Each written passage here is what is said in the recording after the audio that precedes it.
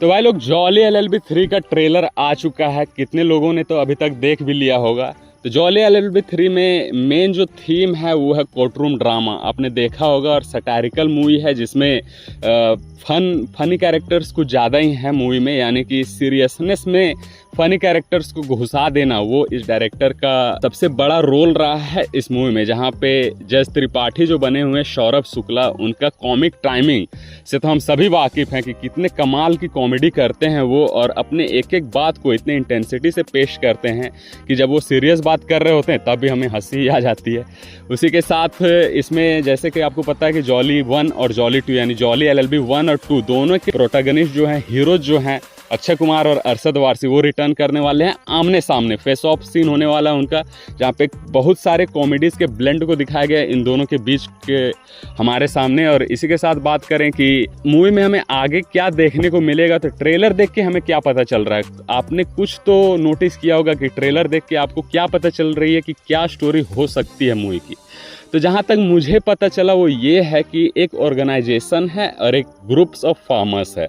एक बहुत बड़ी ऑर्गेनाइजेशन है, करोड़ों की कंपनी है जिसकी वजह से ज़मीन का नुकसान हो रहा है, और एक ग्रुप ऑफ फार्मर्स है जो कि खेती करना चाहते हैं और ज़मीन के नुकसान की वजह से वो नहीं कर पा रहे हैं। तो इन दोनों के बीच में कोर्ट रूम में जो सुनवाई होगी, यही इस मूवी को देखने का मेन पार्ट होने वाला है। जहाँ पे जो ऑर्गेनाइजेशन है वो इतना पैसा दे रहा है जॉली 2 यानी अक्षय कुमार को केस लड़ने के लिए कि अक्षय कुमार ना चाहते हुए भी उनके साथ लड़ाई कर रहा है कोर्ट रूम में।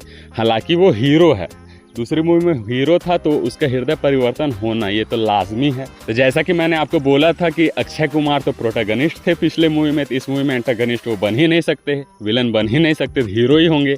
अच्छाई के लिए लड़ेंगे तो मूवी के लास्ट में हमें दिखाई जाएगी, क्योंकि ट्रेलर में हमें दिखाया गया कि नए लॉयर की एंट्री हुई है, यानी वो अब लड़ेंगे ऑर्गेनाइजेशन के लिए और ये दोनों मिल के अब लड़ेंगे फार्मर्स के लिए। तो ट्रेलर में आपने देखा होगा कि ज़्यादातर जो कैरेक्टर्स हैं वो सटारिकल हैं। बहुत सारे कैरेक्टर्स हैं जो बस केवल कॉमेडी करने के लिए ट्रेलर में दिखाए गए हैं।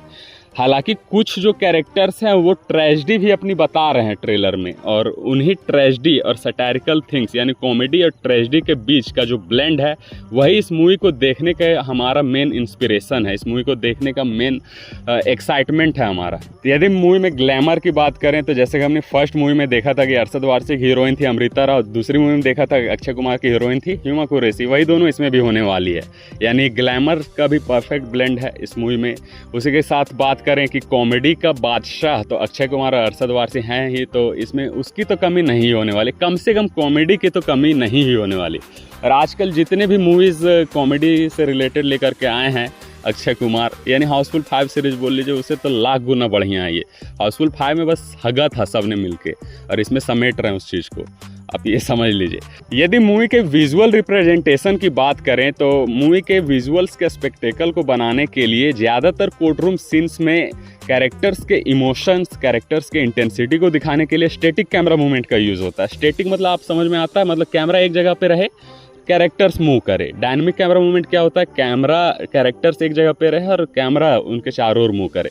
तो स्टैटिक कैमरा मूवमेंट से होता ये है कि इंटेंसिटी जो है कैरेक्टर का और उसके फेशियल एक्सप्रेशंस वगैरह को ज़्यादा अच्छे से दिखा पाते हैं। जैसे कि आपने देखा होगा जज त्रिपाठी के कैरेक्टर को यदि अच्छे से दिखाना है तो आपको मूव करके कैमरा नहीं दिखाना, आप कैमरा एक जगह पे रख दीजिए, वो काफ़ी है अपने इंटेंसिटी को आपके सामने पेश करने के लिए। उसी के साथ यदि बात करें कि एक्शंस को दिखाने के लिए कुछ मूवेबल शॉट्स यूज किए गए हैं, और उसके बिना मूवी अधूरी ही लगती है। यदि मूवेबल शॉट्स यूज़ ना हुए हों तो मूवी में उस तरह का चार्म, उस तरह का इंटरेस्ट नहीं जाग पाता।